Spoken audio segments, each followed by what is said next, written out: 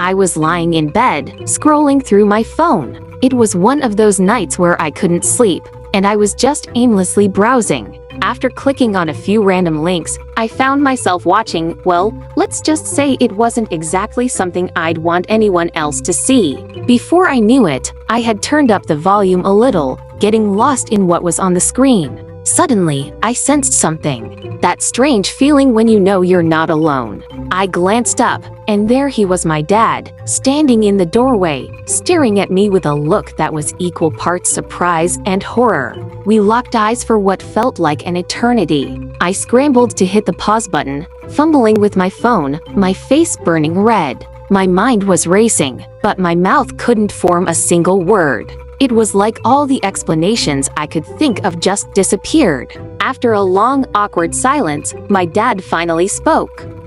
So what's going on here? I stammered, desperately searching for anything to say. I clicked the wrong link. And, I don't know. He raised an eyebrow, clearly unconvinced. Right. Well, maybe just be careful with what links you're clicking on next time. I nodded, completely mortified, wishing I could sink into the floor and disappear. He was still standing there, trying to keep a serious face, but I could see a hint of a smirk starting to form. Finally, he just sighed, patted me on the shoulder, and said, "Look, I get it. Just keep it private, all right?" He turned to leave, but then paused in the doorway. "And maybe try not to do this when the volume's up." With that, he left, closing the door behind him, leaving me alone in my embarrassment. I sat there for a while, processing what had just happened, feeling a mix of relief that he hadn't freaked out and complete mortification over what he'd seen.